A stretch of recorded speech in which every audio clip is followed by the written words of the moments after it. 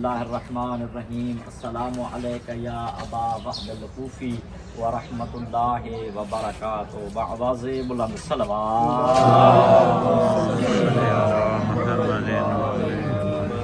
محترم زوار ابا عبداللہ حسین علیہ السلام بغداد شہر میں ایسے عظیم جناب بہلول دانا کہ ہر بندہ اپنے آپ کو عالم کہتا ہے، ہر بندہ اپنے آپ کو فقیہ کہتا ہے، جس کے دروازے کے اوپر ہم کھڑے ہیں یہ وہ ہیں جن کو آل محمد نے فقیہ آل محمد کا لقب عطا کیا کہ اگر کسی نے علوم آل محمد علیہ الصلاۃ والسلام حاصل کیا ہے، آل محمد علیہ الصلاۃ والسلام کے دروازے کے اوپر جو ہے نا سر جھکایا ہے، معصومین نے اس کے بھی جو ہے شرائط بتائے ہیں کہ کون جو ہے نا فقیہ ہو سکتا ہے، لیکن یہ وہ ہیں کہ جن کے بارے میں خود امام فرماتے ہیں کہ فقیہ آل محمد ہے تو جناب بہلول ہے۔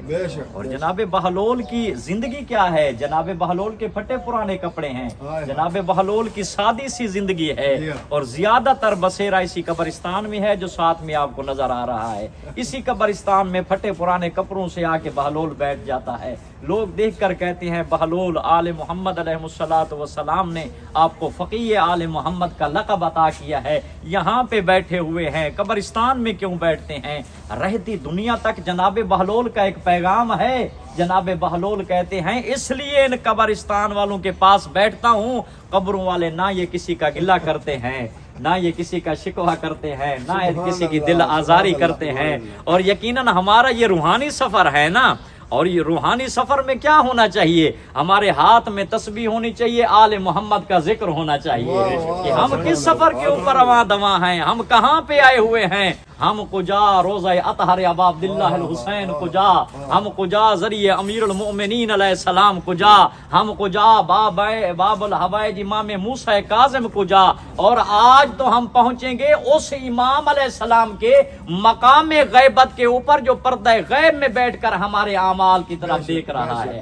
آج تو ہم امام علیہ السلام کی بارگاہ میں سامرہ پہنچیں گے، اور یقیناً یہ فقیہ آل محمد دیکھ کر کہتا ہے یہ قبروں والے نہ کسی کا گلہ کرتے ہیں، نہ کسی کے دل آزاری کرتے ہیں، نہ کسی کا شکوہ کرتے ہیں۔ لوگ کہتے ہیں چلا جا بغداد کے بازاروں میں بیٹھنا، جناب بہلول کہتے ہیں بازاروں میں کیوں جاؤں، ایک ایک کر کے ان کی باری بھی تو اسی جگہ کے اوپر ہے نا، انہوں نے تو ادھر قبرستان میں ہی آنا ہے نا۔ جب روٹین بدلتا ہے بہلول چلا جاتا ہے بازار میں، ہر وقت تو قبرستان میں بیٹھتا تھا، آج روٹین بدل کے اس بازار میں آ کے کیا کہہ رہا ہے؟ زائرین ایک جملہ جناب بہلول نے کہا، رہتی دنیا تک جو جناب بہلول کے روضہ اطہر کے اوپر کھڑے ہیں، جناب بہلول دیکھ کر کہتا ہے کوشش کر رہا ہوں ان بازار والوں کی اور اللہ کی صلح کروا دوں۔